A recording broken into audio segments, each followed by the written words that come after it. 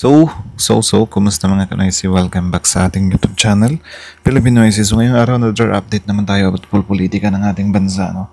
So, about to kay, Senator Marcoleta at dun sa witness niya na parang ewan. King Queen niya na witness, So, ang video to is mula kay Sayong Araw. So, meron itong pamagat na Marcoleta nag-viral. Totoo ang sinabi ng Biblia, lalabas ang katotohanan. Diyos ko day. So, yan yung panonorin natin. Bibigyan natin ito ng reaction. So, bago natin simulan, Sayong Araw, supportahan nyo yan. Tapos, syempre, kung trip nyo ng mga ganitong reaction video may kasama kayo manood, huwag nyo na rin kalimutang supportahan nyo yung YouTube channel natin, Filipinoises. So mga kanoisy, hindi na natin ito patatagalin pa. Simulan na natin, baka agawin pa ng China. Again, ang pamagat ng video ito, Marcoleta nag-viral. Totoo ang sinabi ng Biblia, lalabas ang katotohanan. So, kayo na lang din bahalang humusga kasi alam naman natin na sobrang, ewan ko kung para sa inyo, pero para sa akin kasi parang ewan yung witness na yun. So sa iyong araw, Pilipinoises, like, comment, share, subscribe, start. May baril ka ba? Yes, Your Honor. May service firearms po ako. Meron ka? Yes, Your Honor. May permit to carry yan? Yes, Your Honor. Very good. So you can defend yourself pag mayroong interesado sa buhay mo? Yes, Your Honor. At hindi ko na kailangan yung witness protection, Your Honor. Kaya mo sarili. Oh, yan ang Marines. Paano yun? Hambog. Sobrang hambog. Paano kung nayari ka dyan? Baka mambibintang na naman kayo.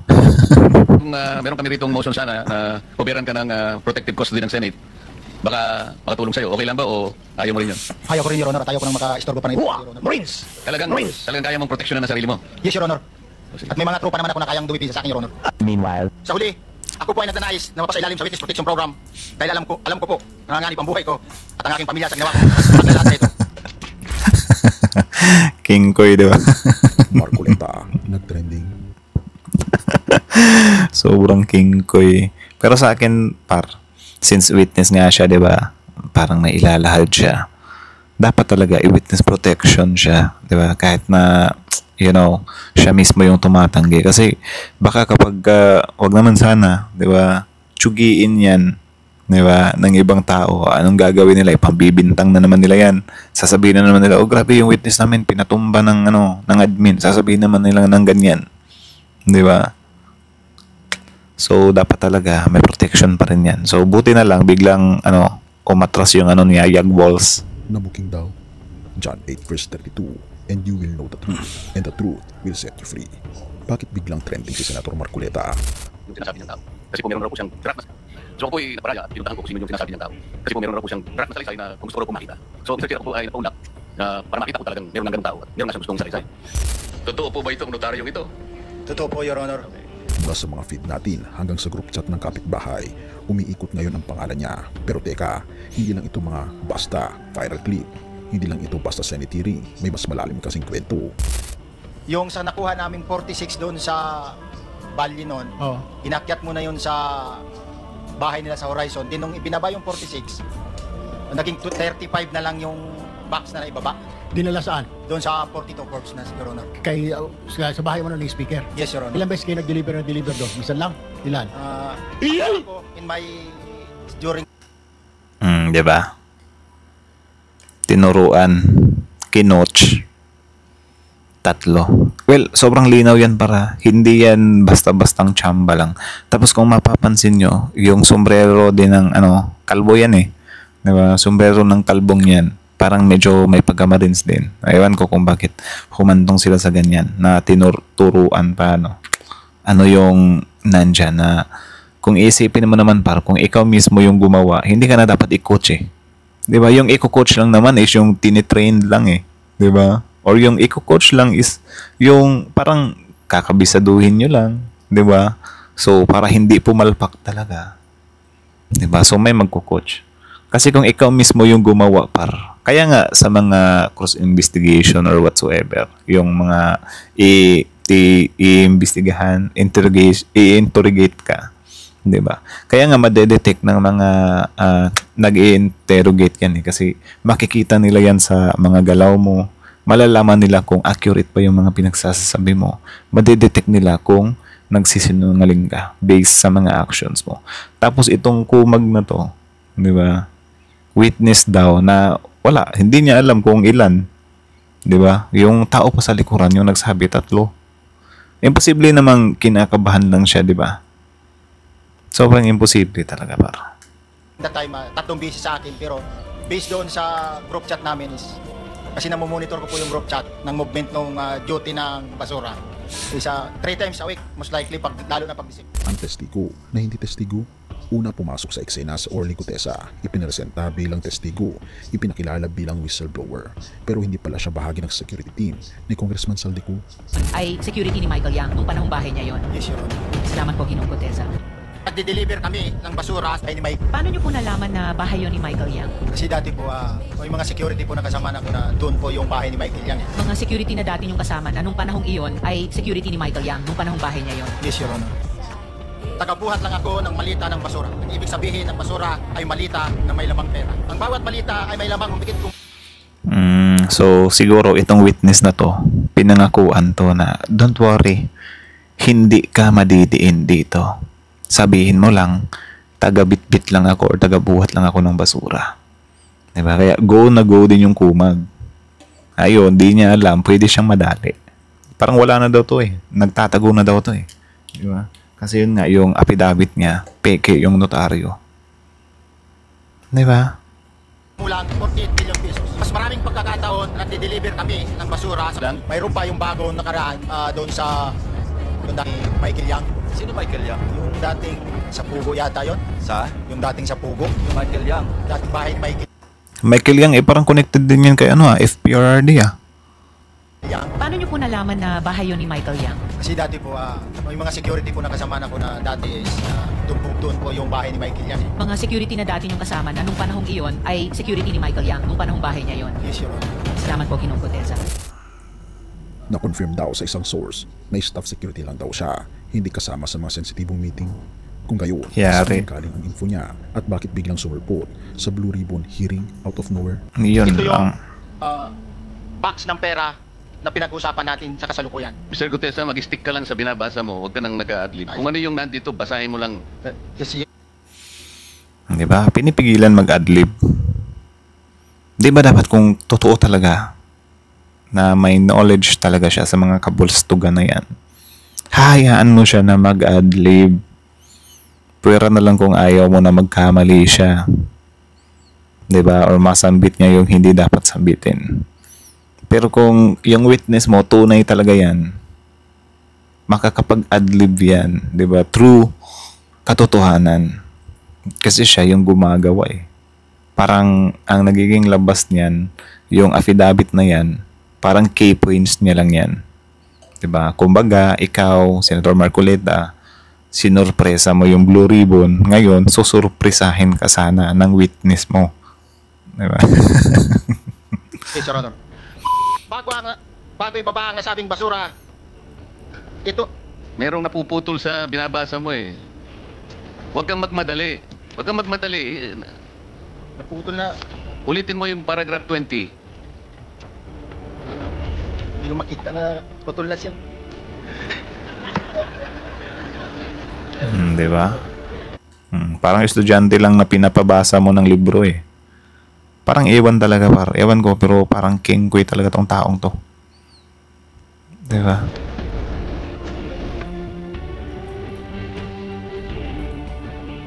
Yari talaga si Senator Marcoleta dito. Si Gutesa ay dinala kay Marcoleta pero hindi basta-basta.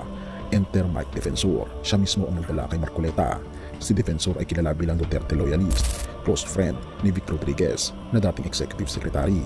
At kung susundan mo ang connections, Edwin Rodriguez, kapatid ni Vic, ay campaign manager ni Defensor.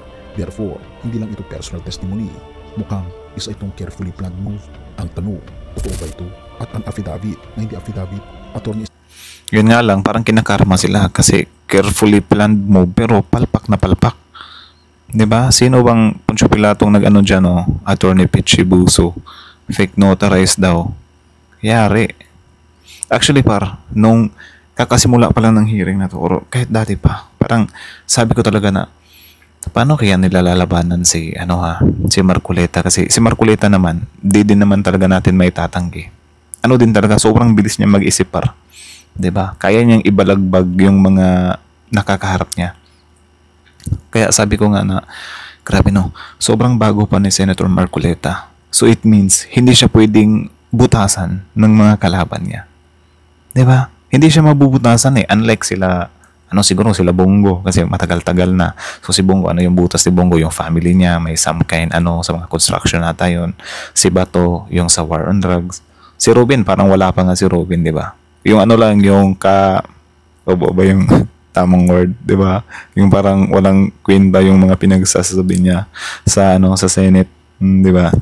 Pero si Marcoleta talaga, sabi ko, oh my goodness, paano kaya nila mabubutasan to, And then ito na, si Marcoleta lang mismo yung gumagawa ng way para mabutasan siya. Di ba? Ito na yung pinakauna. Itong fake witness na to, kung mapatunayan na fake witness to. Di ba? Kasi hindi naman talaga convincing tong taong to. Doon pa lang sa nagbabasa siya ng na parang nagbabasa lang talaga siya. Hindi niya alam yung binabasa niya. Men, kung ikaw yung gumagawa ng affidavit, ng letter, or ng liham, or ng whatsoever, kabisado mo yan eh. Kasi kwento mo yan eh. Karanasan mo yan, experience mo yan. Pero bakit? The way na basahin niya yung papel, parang binabasa niya lang. Diba? Kayo, kung magbabasa kayo, kaya nga kayo kung manonood kayo ng mga speech, lang yan eh. Kung yung mismong tao yung gumagawa ng speech na yan, lang yan, bali, magbabasa lang yan ng konti, sana ba ko? Okay guys, pero dyan na yan nakatingin sa inyo. O ito yung mga gagawin natin. Okay, mga Poncio Pilato, ganyan. Straight na, tapos silip, tapos ganyan ulit. Pero yung babasahin mo lang, tapos puputol-putol pa. Diba? Hindi, kaduda-duda na talaga.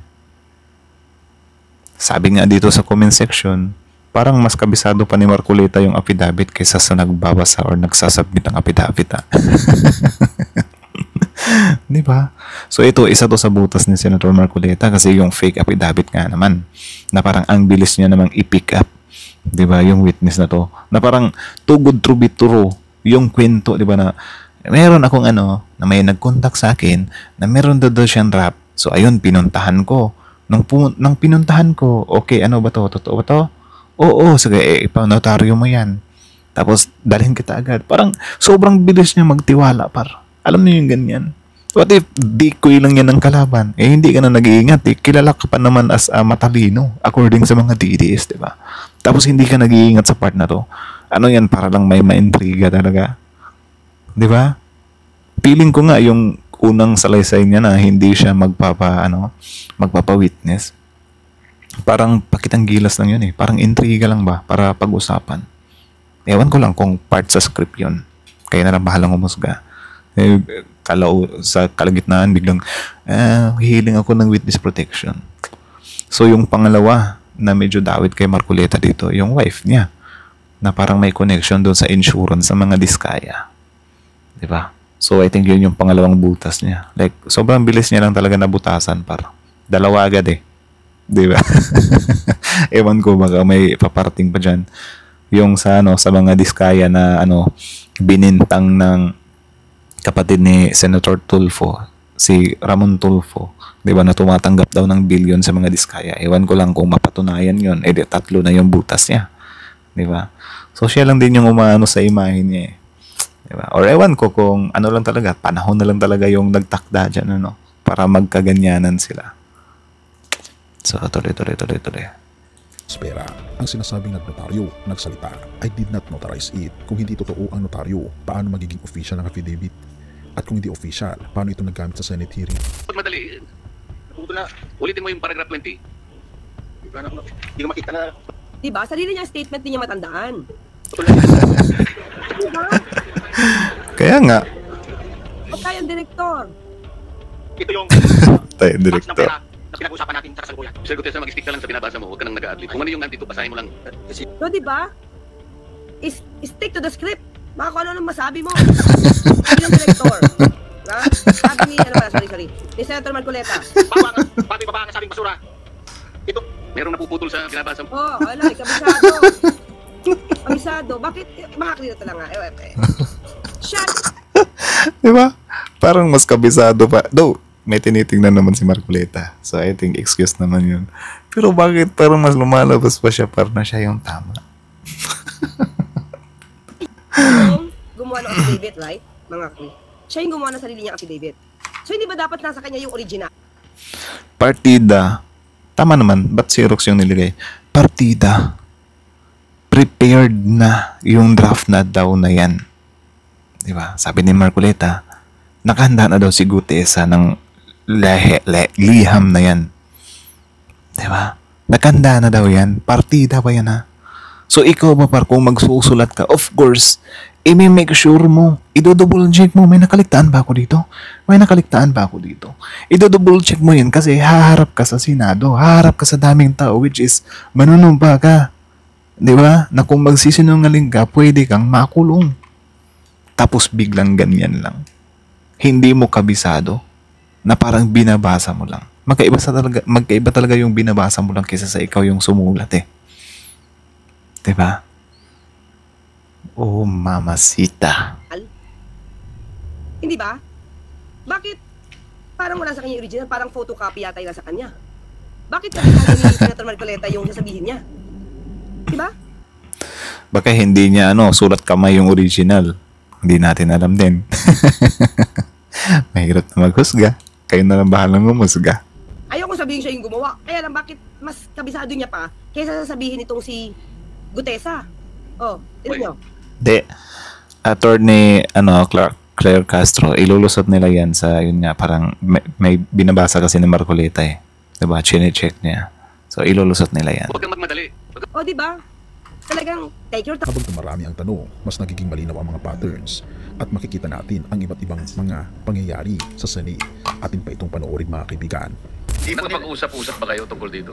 Hindi po nila alam, Your Honor. Nagulat na lang sila nung nakita nila ako sa TV, Your Honor. Paano mo naman nalaman nagulat ang tropa mo hindi ka pa lumalabas dyan? May kumontak ba sa'yo? So,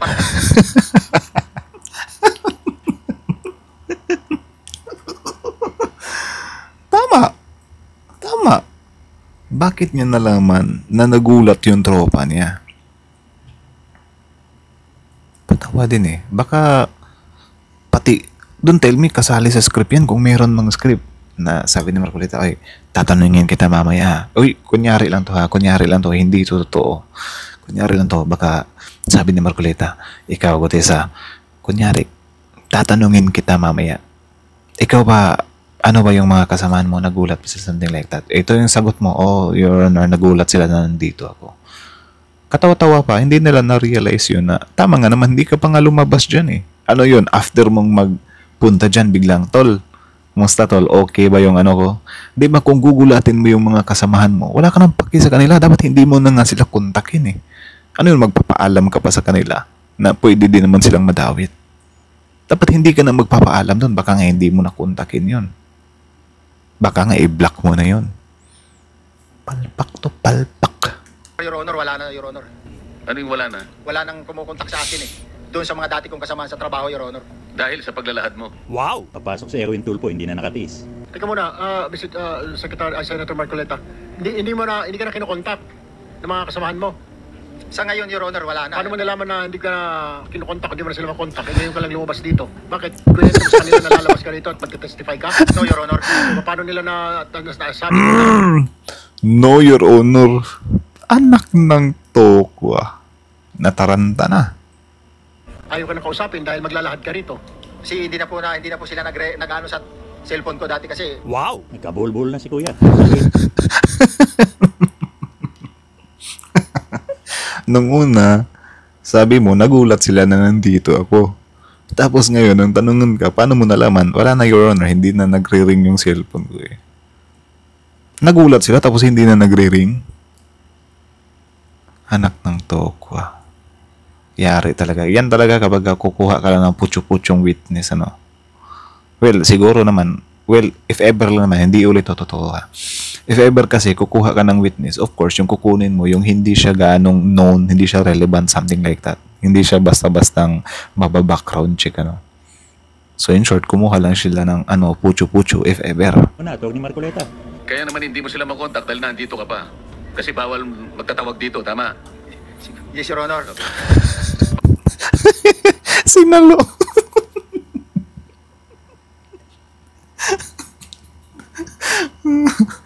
Sinalo ni Marcoleta eh.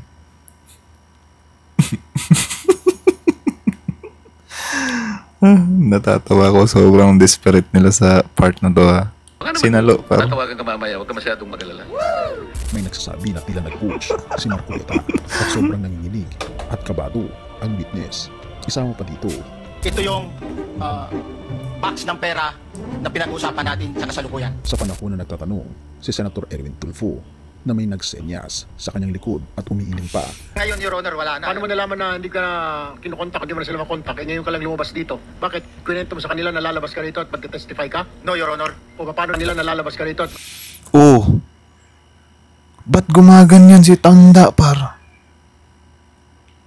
Sino ba yung matandang yan? Yan ba yung sinasabi nila na defensor?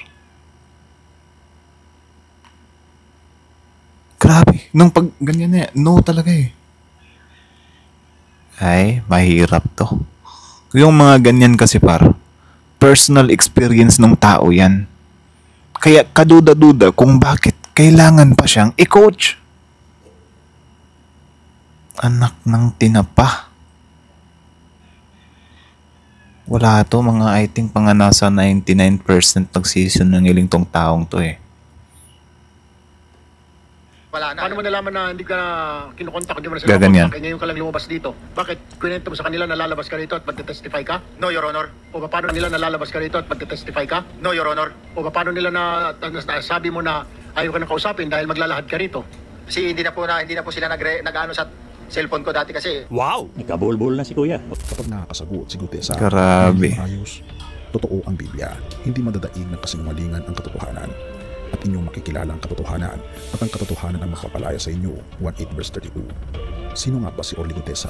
Dating Marine, dating security consultant daw ni Representative Saldico at ayon sa kanya, 46 na maleta daw ang personal niyang inihahatid, hindi ordinaryong maleta, kundi puno ng basura, hindi literal na basura, kundi basura na ang ibig sabihin ay pera. Pero lumalabas na may mga abogado na nagsasabing hindi siya ang nagnotaryo ng affidavit ni Gutesa. At dito pumapasok si Senate President Pro Tempore Panfilo Lacson. Sabi niya, huwag tayong maligaw. Oo, mahalaga ang isyu ng notaryo, pero ang dapat ayusin ay ang laman ng affidavit. Bakit? Kasi kung totoo ang mga aligasyon ni Gutesa, hindi lang ito simpleng fake notary issue, ito ay malaking eskandalo ng flood control kickbacks. At dito Tama. ang napakalakas na tensyon. Habang nag-aabala ang lahat kung lalabas muli si Gutesa, bigla siyang nag-no-show sa DOJ appointment. Hindi siya nagpakita. No show na. Kinakabahan na. Madidiin na. Kasi for sure, after this issue, yung matandang yun na nasa likod ni Senator Tulfo, 2 beses yung sumalto eh. Nung una, hindi. Yung pangalawa, yung 3 bag. So, 2 beses niya kinoach. Dagdagan pa ni Senator Marcoleta na sinasalo niya si Gutesa. Diba? Ito yung problema par kasi ngayon, dito lumalabas yung pagiging dual standard ng mga DDS. Diba? Alam niyo kung anong nakakatawa dito. Ito si Gutesa, fake yung notary. So in short, fake. Na-acquired niya sa hindi magandang paraan. Ngayon, since nasa kampo nga naman yan ng mga DDS, ano yung sinasabi ng mga DDS? Ano ba yan? Takte, bakit kayo magpupokus sa notary? Doon kayo magpokus sa pinakalaman ng sinasabi ni Gutesa. Yon yung pinaka dapat pagpukusan natin. Ngayon, tatanungin ko kayo, bakit nung impeachment ni VP Sara, di ba, na yung sa 1-year bar rule na nalabag daw kuno, bakit doon kayo nagpo-focus, hindi doon sa 7 article of impeachment? Sobrang, din talaga sila pare, sobrang double standard. Di ba? Na kapag kapababor sa kanila, okay, absolute, salute. Pero kapag matatamaan sila or hindi papabor sa kanila, wala. Biglang, ano ba yan? Bakit ganyan? Bakit ganyan? Hindi naman ano yan. Hindi naman ano yan. Fake naman yan. Diba?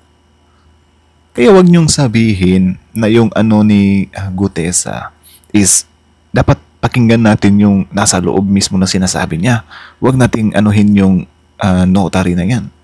Ang tanong, ito pa, idagdag pa natin. Yung nasa loob mismo ng sinasabi ni Gutesa, questionable din. Kasi yun nga, kahit siya mismo, hindi niya alam kung ano yung mga binabasa niya. Kung ano yung nasa affidavit. Diba? Maraming beses siyang nahulikam na hindi niya alam, kino-coach pa siya. Diba? Grabe yun ha. Iko-coach ka pa. Anak ng tinapa. Partida, sinabi pa ni Senator Marcoleta, nakahanda na yung affidavit na yan. Partida, nakahanda na yan. Grabe. Maraming nagtatanong, bakit? Natakot ba siya? O baka may ibang dahilan? Kung mapapatunayang peke nga ang notaryo, therefore, ang buong testimonya niya ay pwedeng mapura. Pero kung hindi ito mapapatunayan, therefore, mas mabigat ang ebidensya laban sa mga mambabatas na binanggit niya. Dito nagiging mas matindi ang tanong. Pero kung totoo, ang katotohanan ay pilit pinapatahimik. Paano kung ginagamit ang issue? Paano kung ang katotohanan ay pilit pinapatahimik? At paano kung ginagamit ang issue ng Pwede naman. ilihis ng mata ng publiko? At ang tanong, totoo ba? Pwede naman din yun. 'Di ba, na ginagamit yung issue. Pero yun nga, based kasi sa mga nakikita natin, questionable din naman kasi, 'di ba? Hindi lang sa notaryo, kundi kahit na mismo doon sa laman ng affidavit mismo. Na parang ewan, hindi kabisado ng tao. 'Di ba? Iko-coach pa siya. Hindi naman siguro siya kinakabahan. May binabasa na nga siya eh. Tapos bigla pang puputol-putol. Mali-mali ka na. May binabasa ka na nga. Tsaka bakit mo pa bakit kailangan ka pang turuan? 'Di ba? Bakit kailangan ka pang i-coach? Na witness, Gutesa, ano sa tingin niyo mga kaibigan? I-comment mo naman sa ibaba upang malaman ko rin ang inyong saloobin. Gaya ng sinasabi ng Biblia. Well, ako gusto ko pa rin naman na bumalik pa rin si Gutesa. Kasi syempre, yan lang yung magliling sa atin eh kung talagang may kasalanan ba si Marcoleta dyan. May involvement ba si Marcoleta dyan na palabasin niyang fake witness daw. Para malaman natin kung fake witness ba talaga siya or hindi. Excuse me. Para malaman natin kung fake witness ba talaga siya or hindi. Di ba? Walang natatago na hindi malalantad. Lucas 8 verse 17, maaring matagal, maaring madumihan ang kasinungalingan ang kwento, pero ang katotohanan ay mananatili. At gaya ng sinabi ni Lacson, malilihis kung doon lang kami tututok. Ang mahalaga ay malaman kung totoo ang laman ng affidavit. Kaya habang ang publiko ay naghihintay kung ano ang susunod na mangyari, tanungin mo ang sarili mo, kanino ka maniniwala, sa kumakalat na balita o sa dahan-dahang nauubad na katotohanan? Dahil mga kaibigan, totoo ang Biblia na malalaman kung ano ang totoo at malalantad anumang mangyari.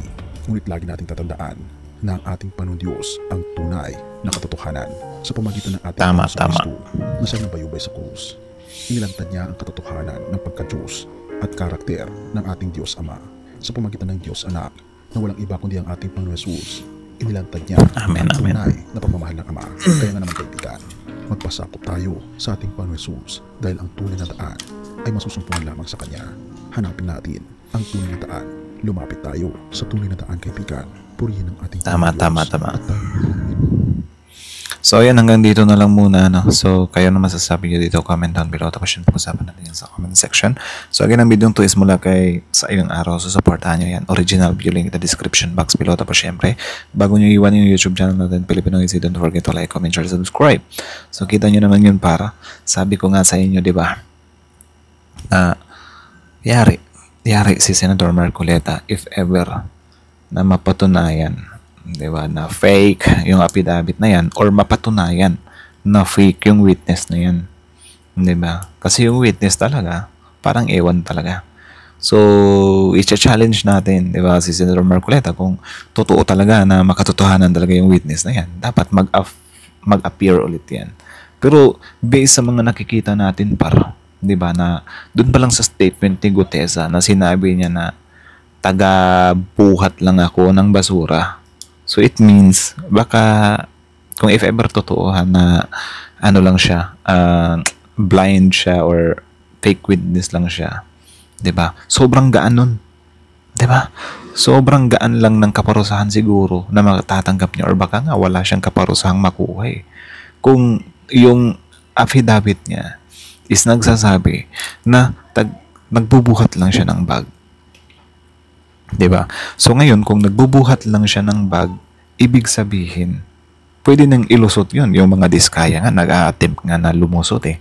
Kahit na may mga sasakyan na gagamitin lang ng mga diskaya na parang napipilitan sila or no choice sila. Pero itong kay Gutesa, sobrang light lang, 'di ba? Kasi nagbubuhat lang daw siya ng basura, partida, nilalagay pa sa maleta. So, if ever totoo na fake to, baka ito lang yung pinangako sa kanya na, don't worry, hindi ka makukulong dyan. Kasi ang sasabihin lang naman natin is, nagbubuhat ka lang ng basura. Diba? So, wala ka talagang super connection or wala kang super connected, something like that. Siguro, may pananagutan siya, pero konti lang siguro. Or kayo ba guys, do you think may pananagutan ba si Gutesa if ever totoo na na involved nga siya tapos nagbubuhat lang siya ng basura daw, which is pera yung laman? Comment nga kayo sa baba. Pero for me, baka isa yan sa pinangako if ever fake tong weakness na to. Na don't worry, hindi ka madidiin dyan. So ngayon, since nawala na, hindi na lumutang, kung mawala na yan ng tuluyan, isa lang ibig sabihin yan, pumalpak yung script nila. Pumalpak yung plano nila. Kung hindi na magpapakita. Ngayon, kung magpapakita pa yan, syempre, maki-question si Marcoleta, maki-question si Gutesa. Diba? So, ang tanong, babalik pa ba yan? Well, siguro babalik yan, pero baka not in a good way na. Sapilitan na. Huhulihin na. Diba? Grabe. Sabi ko nga sa inyo kasi natatawa ako sa argument ng mga DDS ngayon. Ano yung argument nila? Notaryo. Ba't kayo nagpo-focus sa notaryo? Doon kayo mag-focus sa laman ng affidavit. Diba? Sa laman ng expose ni Gutesa, doon kayo mag-focus. Sigaw ng mga DDS na yung impeachment na sobrang kapal, 7 article of impeachment na sobrang solid, dinadaan lang doon sa 1-year bar rule. Diba? Na isang pagkakamali yung ng impeachment. Diba? Ano yung argument nyo naman? Mali kasi yung mali kasi yung pag-acquire. Korte Suprema na mismo nagsabi. Diba? Double standard kayo Kung papabor sa inyo, hala. Dapat yan, ganyan talaga. Pero kapag hindi papabor sa inyo, ano ba yan?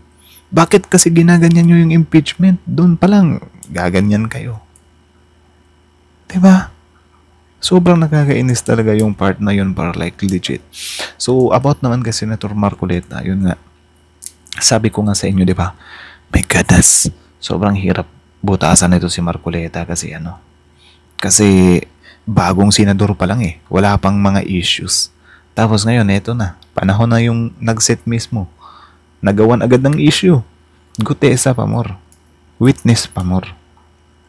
Diba? Imbis na wala ka pa sanang bahid, diba? Yung bahid mo pa lang sana is parang medyo konsentidor sa mga Duterte. Ngayon, dinagdagan mo. Diba? Yari. So, kayo guys, anong masasabi nyo dyan? Kay Senator Marcoleta, comment down below. Tapos yun, pag-usapan natin sa comment section. Yung kay Gutesa din, comment nyo kung anong opinion nyo sa kumag na yun. And then, yeah, that's it. Thank you so much for watching. Filipino IC. Sa yung araw, supportahan nyo rin yan. Original video link in the description box below. Tapos syempre, Filipino IC. Like, comment, share, subscribe. Filipino IC is out.